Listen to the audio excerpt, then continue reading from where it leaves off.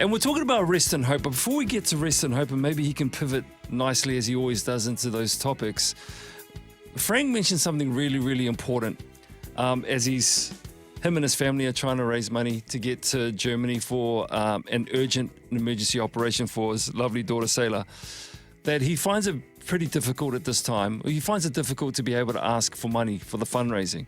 And that brought us to have an internal conversation in the studio about people at this time. And actually, normally, some people, they find it very, very hard and difficult to be able to ask people for help. But that shouldn't be the case. Yeah, I think, and I say it to my congregation, I think one of the greatest gifts that we can give in community and in relationship with others is to ask for help. So this is a big dose of me having to learn to practice what I preach, because I'm a person with means. So it is easy to give when I see others in need, but it is so much harder to ask. But in a community, our vulnerability is one of the greatest things that we can offer to each other, that honesty about where we're at. Because then it gives permission for other people to go, oh, actually, I'm not in a great space either. And that deepens community. But we're taught in our individualistic culture to be self-sufficient. Now, I know it's not true of every culture that's present in New Zealand, but largely we're taught to be self-sufficient. But I would say that those who are able to ask, to get over the pride and to ask and to share a need, are giving a great, great gift to us. So when I think about people who line up at food banks at this time of the year, the people who are being given gifts by Salvation Army like I was when I was a kid, they are offering us something really precious, the ability to be generous, the ability to act like Jesus. And in doing so, we engage in some humility. They are lifted up. And so we end up with this, hopefully, eventually, this community of equals. But it takes us learning to ask. And if you're usually a person who has means, you asking for help is one of the greatest things. But that's real community, right? It is. You know, it deepens it rather than just presenting the best of yourself all the time, which is kind of what we generally do around other people.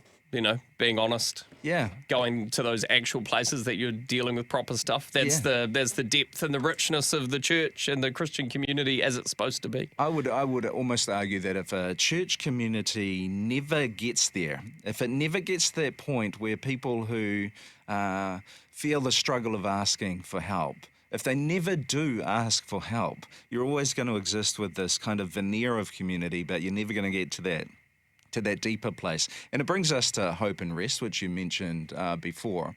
Hope in the Christian story is not based on something airy-fairy. We've discussed this before. It's not based on this idea that a good God exists out there. We believe in a good God, but it's based on something very real. That's the story of Jesus, born, lived, taught, died, rose again, ascended to heaven. But then this community comes after him as well, working out what it means to follow in his footsteps. And for 2,000 years, whilst that community has done some horrific things, it's also done amazing things. So when we help one another, when we give, when we lift one another up, we're cementing the reason for the hope that we have. We're showing that hope is not ethereal, it's not just out there, it resides in this community. So when we ask for help and we give a reason for hope to exist. We show this is why hope exists. And unrest, imagine knowing that if you had a real struggle, if you were really struggling, there were people that you could turn to in your community and they'd be there for you. That in itself, I think, gives us a chance to breathe a sigh of relief, to engage in real rest, rather than feeling like we have to hustle to make ends meet all the time. Bjorn brought up a really, really good point while we were talking in studio, that those who want to be generous and want to be helpful, you have to allow those people to be able to do that, because often, I'm the type of person who will go, no, I'm okay. But they're offering you a gift and you've got to allow that to happen for them, right? Yeah. Does that make sense? Yeah, totally. Yeah. And you give others a gift when you enable them to be generous. And again, I've had to learn that through this. We held off people time and time again going, we want to help, just let us know if we can help. But we were waiting to hear about the official funding. Now I get to open the floodgates, but I had someone here at Rima out in the office just walk up with some $50 notes for me just before. It's so very moving. I had someone yesterday message to say, They've just sold their home and they want to give us 10K off those proceeds. Now, usually my instinct would be to go, no, that's too much, please don't do it.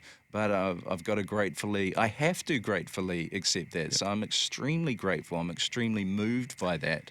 Yeah. Yeah, well, we have to wrap up right now, but we're really grateful for you Thank for you. 2023, Frank. And I know people who are listening have been grateful for your input and your insight throughout the whole year.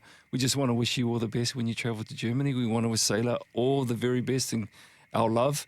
And we know good things are going to happen with the fundraising that's going to go through. So one more time, would you mind giving that, give a little page? Yeah, and I just mentioned I've been watching it and I've seen comments come through from donors who are clearly Life FM listeners. So for those who've already jumped in, thank you so much. But if you go to givealittle.co.nz and you search for Selah, S-E-L-A-H, it's a word that appears in the Psalms, that's her name, Selah Ritchie, you'll find it, you'll be able to donate. And thank you to everybody for your generosity, and I really look forward to being back on air next year. Thank you, Frank.